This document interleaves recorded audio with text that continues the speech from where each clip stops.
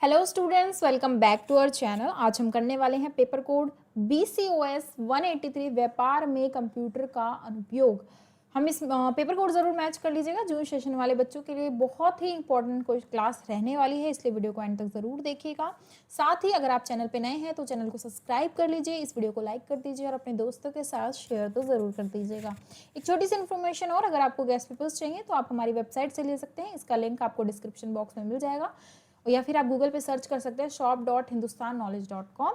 कुछ इस तरीके का इंटरफेस आपके सामने खुलेगा। आपको यहाँ सर्च सेक्शन में जाना है और अपना पेपर कोड सिंपली सर्च करना है। यहाँ पे आप क्लिक करेंगे और अपना पेपर कोड सर्च करेंगे BCOS 183।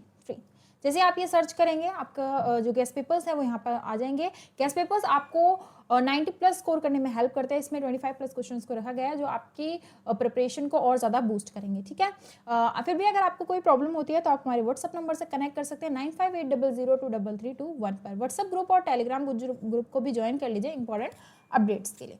स्टार्ट करते हैं अपना सेशन और आज का पहला क्वेश्चन है, स्टार्ट करते हैं। एक सेकेंड,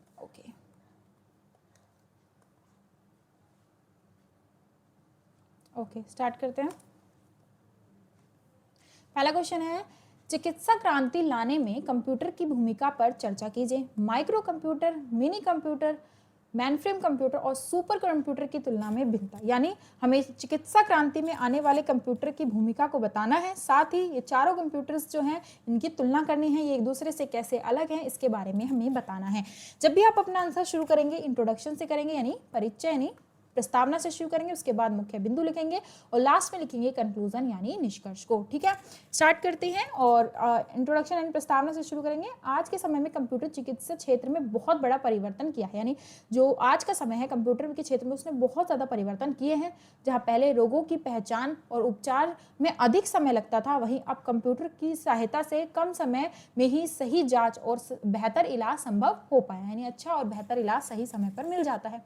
अस्पतालों और प्रयोगशालाओं, मेडिकल कॉलेजों और अनुसंधान संस्थाओं में कंप्यूटर का व्यापक उपयोग किया गया है, यानी जो मेडिकल हैं, अस्पताल है, उन पे इन कंप्यूटर की सही और बेहतर उपयोग यानी बहुत ज़्यादा व्यापक यानी बहुत ज़्यादा लार्ज मात्रा में इसका उपयोग किया गया है। इसके कारण चिकित्सा सेवाएं अधिक तेज और सुरक्षित और प्रभावी बन गई, यानी और तेज हो गई हैं, सुरक्षित हो गई हैं, प्रभावी बनती गई हैं। चिकित्सा क्रांति लाने में कंप्यूटर की भूमिका, यानी चिकित्सा क्रांति में कंप्यूटर की भूमिका क्या थी उसके बारे में चर्चा करते हैं। सबसे पहला था रोगों की जांच में सहायता, यानी रोग जो है, आपको जो बीमारी है उसके बारे में उसकी जांच करने में सहायता करते हैं। कंप्यूटर की मदद से x ray, CT scan, MRI, ultrasound, ECG जैसी जांच की रिपोर्ट जल्दी और अधिक सटीक मिलती है। जैसे आपके पैर में कोई चोट लग गई है तो उसका एक्सरे होता है, तब डॉक्टर को सही जहाँ पे सही चोट है वहाँ के बारे में पता चल जाता है, कैसी चोट है उसके बारे में पता चल जाता है। अल्ट्रासाउंड से आपके पेट में हो रही दिक्कत के बारे में या फिर आपके जो स्टमक है उसमें क्या प्रॉब्लम हो रही है उसके बारे में पता चल जाता है। इनसे जो है डॉक्टर को सही और जल्दी जो है बीमारी का पता चल जाता है और सही समय पर उसका जो इलाज है, उपचार है, वो हो जाता है। रोगी का रिकॉर्ड सुरक्षित रखना, यानी वो व्यक्ति का नाम क्या है, उम्र क्या है, ये सब कंप्यूटर में रखा जाता है। अस्पतालों में मरीज की पूरी जानकारी कंप्यूटर में सुरक्षित रखी जाती है। इससे आवश्यकता पड़ने पर पूरी रिपोर्ट और इलाज का विवरण तुरंत मिल जाता है, यानी जब भी ज़रूरत पड़ती है हमें मरीज की जानकारी की तो उसकी जानकारी का रिपोर्ट हमें कंप्यूटर में तुरंत मिल जाता है।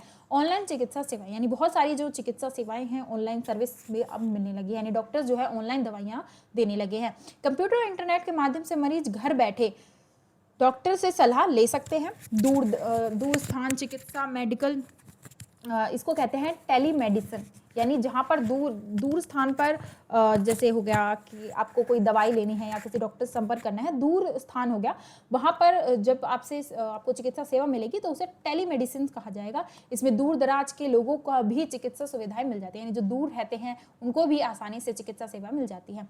नई दवाइयों और उपचार की पद्धति, एक सेकेंड, हाँ, चिकित्सा अनुसंधान, नई दवाइयों और उपचार पद्धतियों के विकास में कंप्यूटर महत्वपूर्ण भूमिका निभाता है।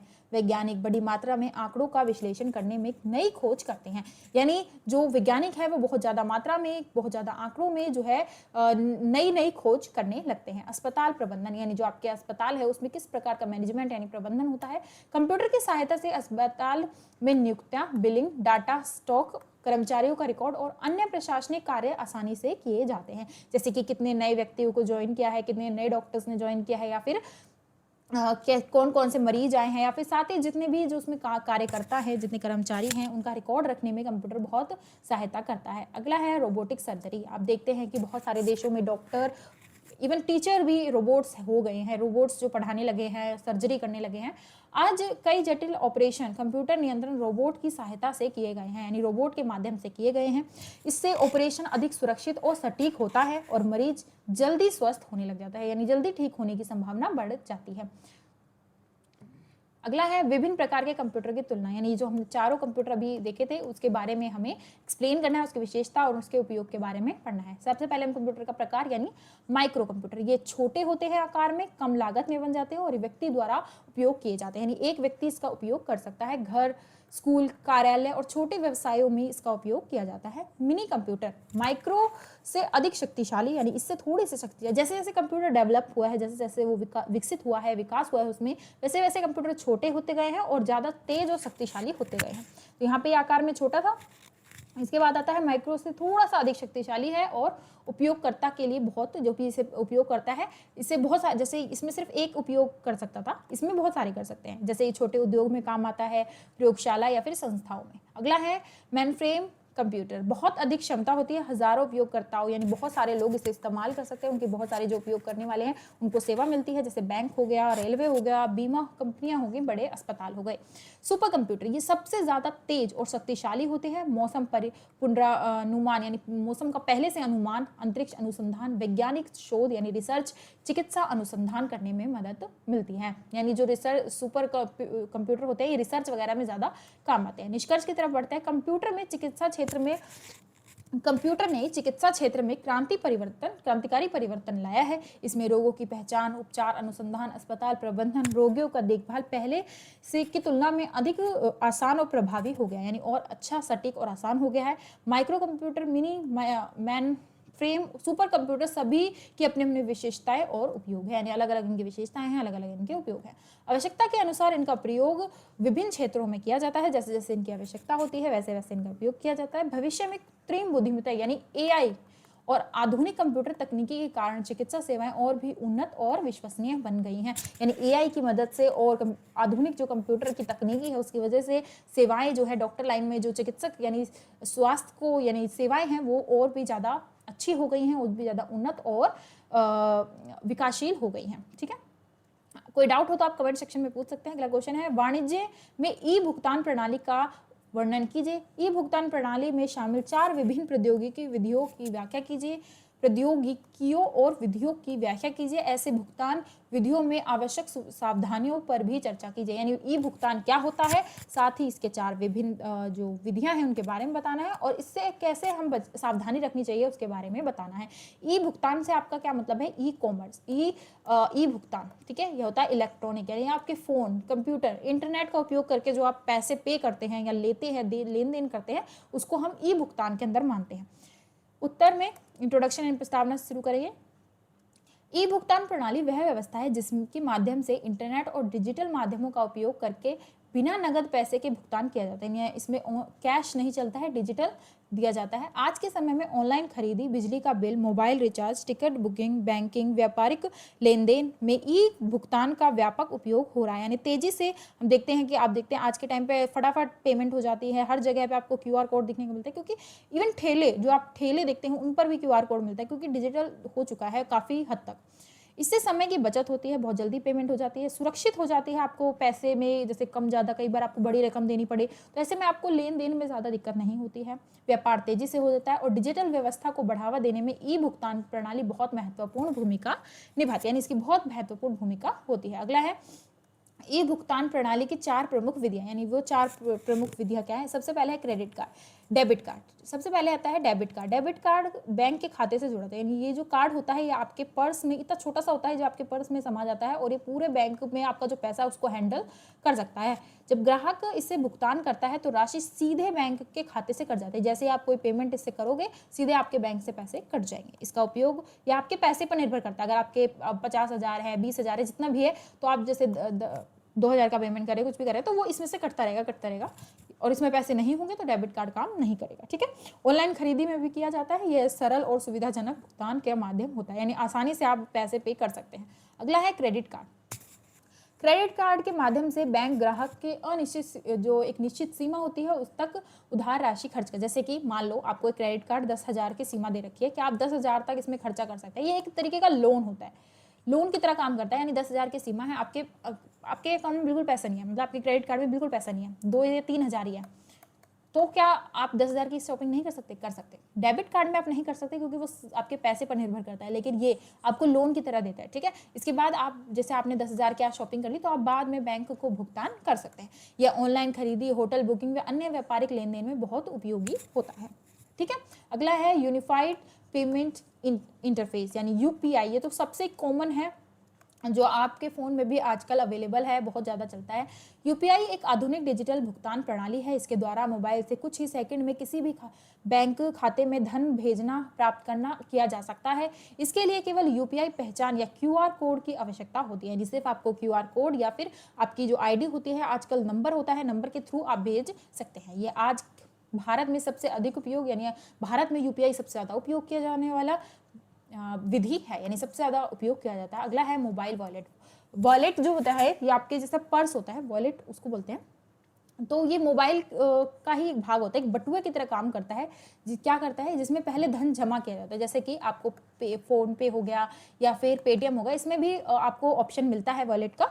तो ये क्या होता है, एक बटुआ, एक पर्स की तरह कार्य करता है, जो आपका पैसा सेव करके रखता है और आवश्यकता पड़ने पर तेज और जल्दी कार्य करता है।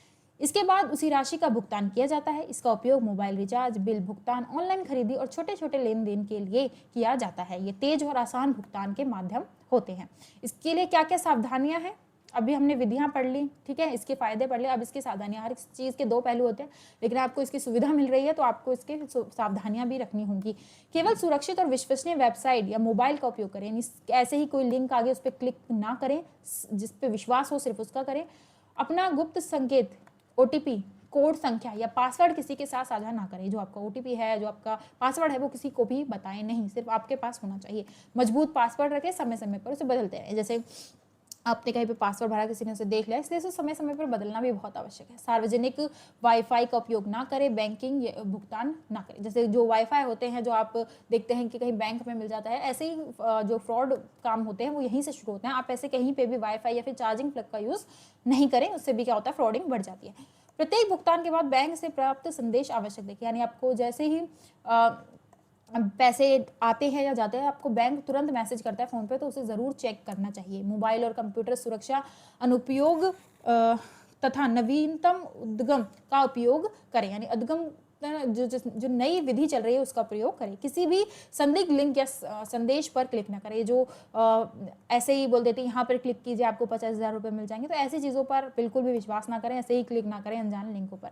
धोखाधड़ी की स्थिति में तुरंत बैंक को सूचना दें और आवश्यक कार्यवाही करें, पुलिस को सूचना दें या फिर बैंक में सूचना करें। निष्कर्ष की तरफ बढ़ते हैं।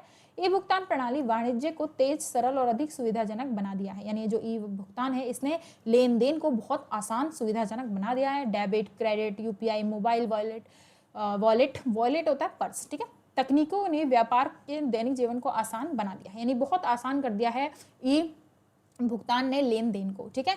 यदि करता आवश्यक सुरक्षा का उपयोगों का पालन करें, उपायों का जो आवश्यक उपाय हैं उनका पालन करें, तो ई भुगतान ने न केवल सुरक्षित बल्कि अत्यंत प्रभावी भुगतान प्रणाली सिद्ध होगी। जैसे जो सही उपाय हैं उनका पालन करें, तो जो सुरक्षा है उसके साथ साथ प्रभावी भी ये प्रणाली बन सकती है। इसलिए आज के डिजिटल युग में ई भुगतान का ज्ञान और उसकी सुरक्षित उपयोग प्रत्येक व्यक्ति के लिए आवश्यक है, यानी उसका सही उपयोग, सही पालन करना बहुत ज़रूरी है। इसके बारे में जानकारी होना बहुत ज़रूरी है।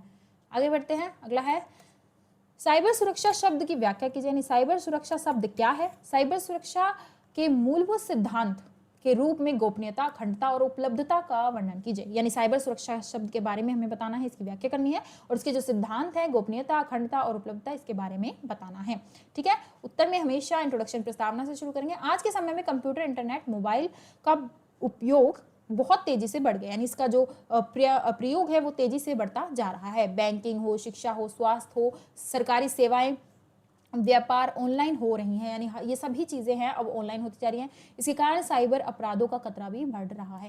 यानी सिर्फ आपको सुविधाएं नहीं मिलती रही हैं, इसके नकारात्मक प्रभाव भी देखने को मिलते हैं, जैसे कि साइबर अपराध, जैसे कि धोखाधड़ी केसेस हमने अभी पढ़े थे ऊपर। इसलिए अपने डेटा और कंप्यूटर प्रणाली सुरक्षा करना बहुत आवश्यक है। जो आपका कंप्यूटर है, जो आपका डाटा है, उसकी सुरक्षा करना बहुत ज़रूरी है। इसी सुरक्षा को हम साइबर सुरक्षा कहते हैं, यानी अपने डाटा, अपने कंप्यूटर प्रणाली की सुरक्षा को ही हम साइबर सुरक्षा कहते हैं, इसे कहा जाता है साइबर सुरक्षा। साइबर सुरक्षा क्या है? साइबर सुरक्षा का अर्थ है कंप्यूटर, मोबाइल नेटवर्क और सर्वर सॉफ्टवेयर, डिजिटल जानकारी को हैकर, वायरस, चोरी या अधिकृत प्रवेश व अन्य साइबर हमलों से सुरक्षित करना। यानी ऐसे हमले, जैसे कोई आपके फ़ोन को हैक कर ले, आपके लैपटॉप को हैक कर ले, आपके सॉफ्टवेयर को हैक कर ले, ऐसी स्थिति से बचने के लिए इसका उपयोग किया जाता है। इसका उद्देश्य है उपयोगकर्ताओं की जानकारी को सुरक्षित रखना और ऑनलाइन सेवाओं को बिना किसी बाधा के चलाना होता है, यानी कोई बाधा उनको ना आए। अगला है साइबर सुरक्षा के माध्यम से व्यक्तिगत जानकारी, बैंक खाते, पासवर्ड, ईमेल, सरकारी रिकॉर्ड और व्यापारिक डाटा की रक्षा की जाती है। यानी साइबर सुरक्षा के माध्यम से उनका जो खाता है, उनका पासवर्ड है, ईमेल है, इन सब की रक्षा की जाती है। यदि साइबर सुरक्षा मजबूत हो तो डाटा की जो चोरी है, नुकसान है और दुरुपयोग की संभावना बहुत कम हो जाती है। यानी सही साइबर सुरक्षा हो, मजबूत हो, तो उससे हमारा जो नुकसान है वो कम हो जाता है, चोरी, हैकिंग और उसका जो दुरुपयोग है वो बच जाता है। कई बार आपको इसके नकारात्मक प्रभाव भी देखने को मिलते हैं, लेकिन साइबर सुरक्षा इसीलिए बनाई गई है ताकि आपका डाटा सब कुछ सही रहे। ठीक है। गोपनीयता, इसके सिद्धांत क्या है? पहला है गोपनीयता। गोपनीयता का अर्थ होता है जानकारी केवल अधिकृत व्यक्ति को ही देखे और उपयोग कर सकते हैं। यानी आप जिसकी वो जानकारी है केवल उसी, जैसे आप है तो आप ही के तक सीमित है वो जानकारी, आपसे बाहर कोई उसे नहीं जानता। किसी भी अधिकृत व्यक्ति को डाटा नहीं पहुंचाया जा सकता, यानी कोई भी आपका डाटा नहीं फैला सकता है। इसका उदाहरण देख लेते हैं। यदि किसी बैंक ग्राहक का खाता वितरण केवल ग्राहक और बैंक अधिकारी ही देख सकते हैं तो यह गोपनीयता का उदाहरण है। यानी बैंक में आपका कितना पैसा है, उसका पूरा डाटा सिर्फ आपको पता है या फिर बैंक अधिकारी को पता होता है, या इवन पासवर्ड तो सिर्फ आपको ही पता होता है। ठीक है। इसके उपाय क्या है कि एक मजबूत पासवर्ड रखिए, 2 स्तरीय सत्यापन का उपयोग कीजिए, डाटा कूटबंधन का उपयोग कीजिए, कुटबुद्ध का उपयोग कीजिए और अपनी व्यक्तिगत जानकारी किसी अजनबी से साझा ना करें, यानी किसी को भी अपने जो पासवर्ड है या फिर कुछ भी साझा ना करें। अगला है अखंडता। यानी अखंडता का अर्थ है कि डाटा सही, पूर्ण और बिना किसी दबाव के सुरक्षित रहे, यानी किसी भी तरीके का उस पर दबाव ना हो और सही तरीके से जो डाटा है वो सुरक्षित रहे। कोई भी व्यक्ति बिना अनुमति के जानकारी में परिवर्तन ना कर सके, यानी आपके जो जानकारी है, आपकी जो पर्सनल चीज़ें हैं उसके बारे में कोई भी उसमें हस्तक्षेप ना कर सके, उसमें कोई भी परिवर्तन ना कर सके। जैसे उदाहरण के लिए, यदि किसी छात्र की परीक्षा परिणाम में बिना अनुमति के, जो छात्र है उसकी परीक्षा परिणाम में बिना अनुमति के कोई बदलाव नहीं किया जा सकता, तो ये अखंडता का उदाहरण है। यानी छात्रा के जो शीट है, उसका जो परिणाम है, उस पर कोई बदलाव नहीं कर सकता है। ठीक है। अखंडता बनाए रखने के उपाय, नियमित डाटा का बैकअप लें, हमेशा बैकअप रखना चाहिए, एंटीवायरस और सुरक्षित सॉफ्टवेयर का इस्तेमाल करें, केवल अधिकृत व्यक्तियों को डाटा बदलने की अनुमति दें, समय समय पर डाटा की जांच करते रहें। उपलब्धता का अर्थ है कि आवश्यक समय पर अधिकृत उपयोगकर्ता को डाटा और सेवाएं आसानी से उपलब्ध हो, यानी जब आपको जरूरत हो, जैसे आपका पैसा है जो बैंक में सेफ है और आपको अभी जरूरत है तो आप तुरंत उसे ले सके। ठीक है। तो वो क्या होता है, जिस समय आपको आपकी सामान की, आपकी जो उपयोगकर्ता है, आपके जो सेवाएं हैं वो आपको तुरंत आसानी से मिल सके। उदाहरण के लिए इंटरनेट बैंकिंग सेवा दिन रात बिना रुकावट के चलती रहती है, जैसे कि पेमेंट आप देखते हैं यूपीआई के थ्रू, आप दिन रात कभी भी कर सकते हैं। इसका सबसे बेस्ट उदाहरण है। इसे बनाए रखने के उपाय क्या है? नियमित बैकअप रखें, बैकअप का होना बहुत ज़रूरी है। बिजली और नेटवर्क का ध्यान रखें क्योंकि उसी से सब कुछ चलता है ना। सर्वर का समय समय पर रख रखाव रखिए, उसका देखभाल करते रहें। साइबर हमलों से बचाव के लिए सुरक्षा उपाय का अपनाएं, जो सुरक्षा के उपाय हैं उनको अपनाएं। निष्कर्ष की तरफ बढ़ते हैं। साइबर सुरक्षा आज के डिजिटल युग में सबसे महत्वपूर्ण आवश्यकता बन गई है। इसके 3 प्रमुख सिद्धांत हैं, गोपनीयता, अखंडता और उपलब्धता। किसी भी सूचना प्रणाली को सुरक्षित और विश्वसनीय बनाते हैं, यानी ये 3 जो सिद्धांत हैं ये किसी भी सुरक्षा प्रणाली को विश्वसनीय और सुरक्षित बनाते हैं। यदि इन सिद्धांतों को सही ढंग से पालन किया जाए, इन सिद्धांतों का सही पालन हो तो साइबर अपराधों से बचा जा सकता है, यानी इन अपराधों से बचने के चांसेस बढ़ जाते हैं और व्यक्तिगत और संस्थागत जानकारी भी सुरक्षित रखी जा सकती है। इसलिए प्रत्येक इंटरनेट उपयोगकर्ताओं को साइबर सुरक्षा के नियमों का पालन करना चाहिए, यानी सभी को इसके नियमों का पालन करना चाहिए। अगले क्वेश्चन की तरफ बढ़ते हैं। कोई डाउट हो तो आप कमेंट सेक्शन में पूछ सकते हैं। कंप्यूटर पीढ़ी से आप क्या समझते हैं? कंप्यूटर की चौथी पीढ़ी, पांचवी पीढ़ी, छठी पीढ़ी पर संक्षेप में चर्चा कीजिए। एनालॉग कंप्यूटर और डिजिटल कंप्यूटर की तुलना कीजिए। यानी एक ही क्वेश्चन में 3 प्रश्न पूछे हैं। सबसे पहले आपको कंप्यूटर पीढ़ी बतानी है, फिर चौथी, पांचवी और छठी के बारे में चर्चा करनी है, और एनालॉग कंप्यूटर और डिजिटल कंप्यूटर की तुलना यानी डिफरेंस इसमें बताना है। इंट्रोडक्शन यानी प्रस्तावना से शुरू करेंगे। कंप्यूटर आज हमारे जीवन का एक महत्वपूर्ण हिस्सा बन चुका है, यानी आज के समय में कंप्यूटर हमारे लिए बहुत उपयोगी और बहुत ही महत्वपूर्ण हिस्सा बन गया है। समय के साथ साथ तकनीकी में लगातार सुधार हुआ है। तकनीकी विकास के आधार पर कंप्यूटर के विकास भी अलग अलग चरणों में बांटा गया, यानी जैसे जैसे जैसे आपके दादाजी हैं, फिर आपके पापा हैं, फिर आप हैं, ये 3 पीढ़ियां हो गई। इसी तरीके से कंप्यूटर का फिर जैसे जैसे परिवर्तन होते गए उन्हें अलग अलग पीढ़ियों में बांटा गया है, अलग अलग चरणों में बांटा गया है, जिसे कंप्यूटर की पीढ़ियां कहा जाता है।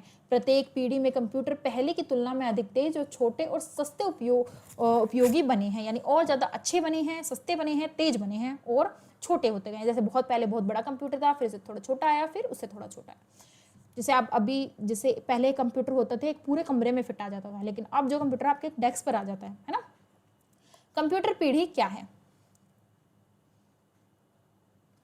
कंप्यूटर के विकास के विभिन्न चरणों को कंप्यूटर पीढ़ी कहा जाता है। जैसे जैसे चरण में जैसे जैसे बदलाव होता जाता है उसको कंप्यूटर पीढ़ी कहा जाता है।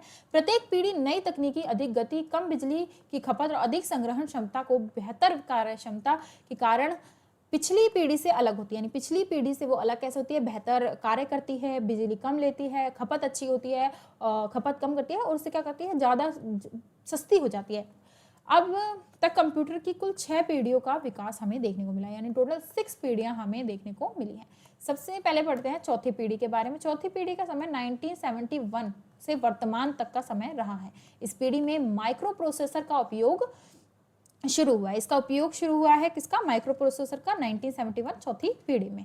हजारों ट्रांजिस्टर्स एक ही चिप में लगाए गए, यानी जैसे पहले अलग अलग ट्रांजिस्टर होते थे उससे जगह ज़्यादा लगती थी, लेकिन अब एक ही चिप में सारे ट्रांजिस्टर फिट होने लगे, जिससे कंप्यूटर का आकार छोटा हो गया और गति बहुत तेज हो गई, यानी अधिक तेज हो गई। इसकी विशेषताएं क्या है? माइक्रो प्रोसेसर का उपयोग बढ़ गया, इसमें माइक्रो प्रोसेसर का उपयोग हुआ, आकार छोटा और कीमत कम हो गई, तेज गति और अधिक मेमोरी मिलने लगी, कम बिजली की खपत होने लगी। पीसी यानी पर्सनल कंप्यूटर का विकास, यानी अब सबके पास अपना खुद का पीसी होता है, पर्सनल कंप्यूटर होता है। या इसकी सुविधा कैसे मिली है? पीढ़ियों के साथ हो रहे बदलाव की वजह से। पांचवी पीढ़ी को देखते हैं। पांचवी पीढ़ी में का प्रमुख उद्देश्य कृत्रिम बुद्धिमत्ता यानी आर्टिफिशियल इंटेलिजेंस, एआई का विकास है। इस पीढ़ी में कंप्यूटर स्वयं सीखने, निर्णय लेने और मानव भाषाओं को समझने में सक्षम बनाए जा रहे हैं। यानी अब जो कंप्यूटर है, जो एआई है, वो अपने आप चीज़ों को समझता है, उसमें निर्णय लेता है, उसकी भाषा को सीख रहा है। इसकी विशेषता क्या है? कृत्रिम बुद्धिमत्ता का उपयोग, यानी एक जो आर्टिफिशियल इंटेलिजेंस है उसका उपयोग बढ़ रहा है। वायरस रिस्ट्रिक्शन और सेबोटिक्स बढ़ रही है। मशीन लॉगिंग और विशेषज्ञ प्रणाली बढ़ रही है। अत्यधिक तेज और बुद्धिमान कंप्यूटर होते जा रहे हैं। आगे बढ़ते हैं छठी पीढ़ी की तरफ। छठी पीढ़ी अभी विकास के चरण में है, यानी अभी ये चल रही है। इसमें क्वांटम कंप्यूटर्स, उत्तम कृत्रिम बुद्धिमत्ता, नैनो तकनीकी और अत्यधिक तेज प्रोसेसर पर कार्य किया जा रहा है, यानी तेज कार्य हो, एआई का ज़्यादा उपयोग हो, नैनो तकनीकी शुरू हो, इस पर ज़्यादा जोर दिया जा रहा है। भविष्य के कंप्यूटर पहले से कहीं अधिक शक्तिशाली, सुरक्षित और स्मार्ट होंगे, यानी आने वाले जो कंप्यूटर होंगे वो और ज़्यादा विकसित होंगे, सुरक्षित होंगे और स्मार्ट होंगे। इसकी प्रमुख विशेषता क्या है? क्वांटम कंप्यूटर का विकास, यानी इसमें क्या हुआ? क्वांटम कंप्यूटर का विकास हुआ है। ठीक है। एआई, उत्तम एआई का और संचालित निर्णय, बहुत अधिक गति और विशाल डाटा स्थान क्षमता, यानी डाटा ज़्यादा इसमें स्टोर हो सकता है। चिकित्सा, अनुसंधान और अंतरिक्ष विज्ञान में भी इसका उपयोग हमें देखने को मिलता है। एनालॉग और डिजिटल कंप्यूटर में अंतर देख लेते हैं। ठीक है, ये निरंतर डाटा का, ये जो निरंतर डाटा है उस पर कार्य करता है, और ये बाइनरी कोड में, डिजिटल जो है ये बाइनरी कोड 0 और 1 में कार्य करता है। ये परिणाम अनुमानित होते हैं, इसके अनुमान लगाए जा सकते हैं, और इसका परिणाम जो होता है सटीक होता है, बिल्कुल सही होता है। गति अच्छी होती है लेकिन शुद्धता की कमी होती है। इसमें गति और शुद्धता दोनों बहुत अच्छी होती है डिजिटल कंप्यूटर में, तो सबसे ज़्यादा यूज भी डिजिटल कंप्यूटर ही होता है। वैज्ञानिक मापन में उपयोग करते हैं, इसमें वैज्ञानिक जो है मापने में ज़्यादा एनालॉग कंप्यूटर का यूज़ करते हैं, बल्कि जो डिजिटल कंप्यूटर हैं वो शिक्षा, बैंकिंग, कार्यालय, व्यवसाय में इनका उपयोग ज़्यादा होता है। प्रोग्रामिंग की सुविधा सीमित होती है, इसमें प्रोग्रामिंग सीमित सुविधा के साथ चलता है और इसमें प्रोग्रामिंग और संग्रहण यानी बहुत ज़्यादा डाटा सुविधा हमें मिलती है, यानी अधिक उपयोग में किया जा सकता है। निष्कर्ष की तरफ बढ़ते हैं।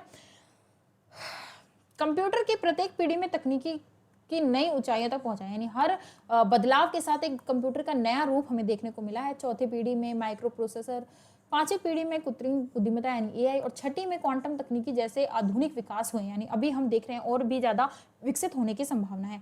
वही एनालॉग कंप्यूटर विशेष प्रकार से मानव मापन कार्यों में उपयोग होते हैं, वही डिजिटल कंप्यूटर गति, शुद्धता और बहुउपयोगिता के कारण आज सबसे अधिक प्रचलित है, यानी बहुत ज़्यादा प्रचलित है डिजिटल कंप्यूटर्स।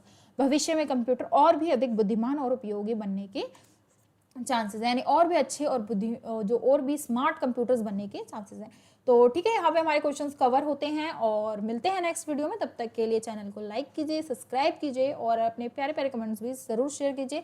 साथ ही आपको इसी पैटर्न में आंसर लिखना है, सबसे पहले इंट्रो लिखना है, फिर मुख्य बिंदु लिखने हैं और लास्ट में निष्कर्ष लिखना है। इस पैटर्न से अगर आप अपना आंसर लिखते हैं तो एग्जामिनर को लगता है कि आपको अच्छे से चीज़ें आती हैं। साथ ही उन क्वेश्चन को पहले करिए जो आपको अच्छे से आते हैं, बाद में उन क्वेश्चन को करिए जो आपको थोड़ी से कम आते हैं। उससे क्या होता है, जो फर्स्ट इंप्रेशन होता है वही लास्ट इंप्रेशन होता है ना, तो उससे क्या होता है, आपका इंप्रेशन सही बन जाता है एग्जामिनर की नज़र में। साथ ही लिमिटेड वर्ड्स और टाइम मैनेजमेंट का ध्यान रखें, ऐसा ना हो 2 या 3 क्वेश्चन करने में आपका बहुत सारा टाइम निकल जाए और आप आगे के क्वेश्चन अटेम्प्ट भी ना कर पाओ।